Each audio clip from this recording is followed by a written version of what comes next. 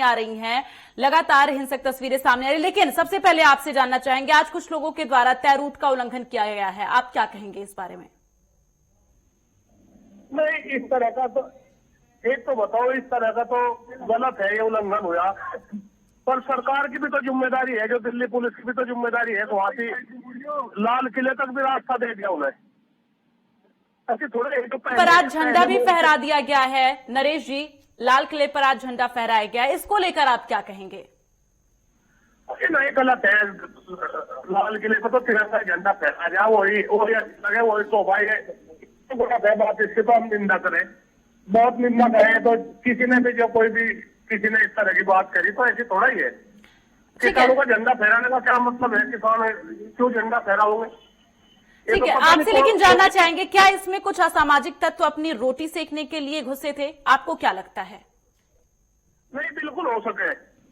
पहले तो हमें नहीं यकीन था भाई इस तरह की बात है, पर असामाजिक तत्व हो सके, इसमें कोई दो राय नहीं। किसान तो असामाजिक तत्व हो नहीं सकता ना। किसान कभी हिंसा में विश्वास रखता, इसमें हो सके किसी भी पता नहीं सोच समझे चाल हो। अब भाई इतना बढ़िया मौका कभी नहीं मिले, ट्रैक्टर भी लगा दिए उसमें, और कह दिया हुआ किसानों को इधर को चलो, वो करो। पता किसानों को रास्ता थोड़ा ही पता था।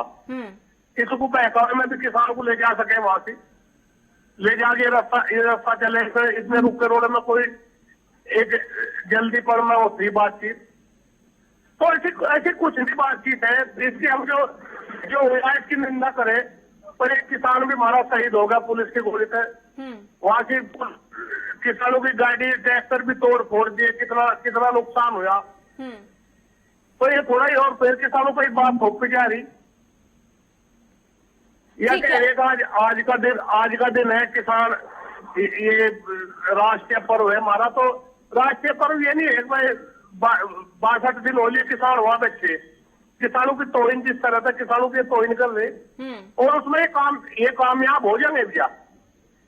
ये इस आंदोलन को तोड़ने में कामयाब हो जाएंगे, ऐसी बात नहीं है, एक बार नहीं, ये कामयाब हो जाएंगे। ठीक है नरेश जी, ऐसे में आज आप मतलब आज की जो स्थिति है उसको लेकर आप लोगों से क्या अपील करना चाहेंगे, जनता से क्या अपील करना चाहेंगे? नहीं, किसानों की जिम्मेदारी है, कोई भी ऐसी बात ना हो, बिल्कुल भी कोई सब ज्यादा उत्साह ना ले।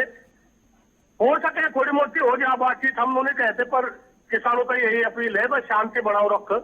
एक हमारे पास शांति का हथियार है, और इस हथियार को हम कहीं भी इस्तेमाल कर सके। शांति प्रिय, कभी हिंसा में हम विश्वास नहीं रखते। तो यही अपील है किसानों का, किसान कहीं भी हो बिल्कुल ठीक ठाक रहे, और किसी के बहलावे फुसलावे में, कहीं रास्ते जाम में, इसमें कोई विश्वास न करे। हमें बहुत लंबी लड़ाई लड़नी, बहुत लंबी पारी खेलनी है। थोड़ा ये बात छोटे मोटे, इसमें किसानों की तो बात कहनी पड़ेगी। किसानों का प्रतिनिधित्व कर रहे तो नहीं सोचे ये बात बस बैठ गए। बिल्कुल। तो नरेश जी, किसानों के हाथों में झंडे अलग अलग क्यों? ऐसा कभी किसी आंदोलन में नहीं होता था, खासकर बाबा टिकैत के समय में तो बिल्कुल भी नहीं होता था कि अलग अलग झंडे दिखाई दे जिस तरह से आज दिखाई दिए। अरे एक तो बताओ, संयुक्त मोर्चा पूरे भारत के संगठन 500 संगठन एक मंच पर आ रहे, झंडे तो अलग अलग रखेंगे अपने। झंडे तो अलग अलग रखेंगे, झंडे की तो थोड़ा ही ऐसी बात है। पर किसी आदमी ने इस तरह के, किसका दिमाग की सोच है, या किसी ने जो इस तरह की सोच कर ये इस तरह के किसान आंदोलन को तोड़ने की वो है बातचीत, तो उसकी निंदा करें। हम इस तरह की बात नहीं चाहते, और माननीय प्रधानमंत्री जी की तो सारी कथा है इसमें।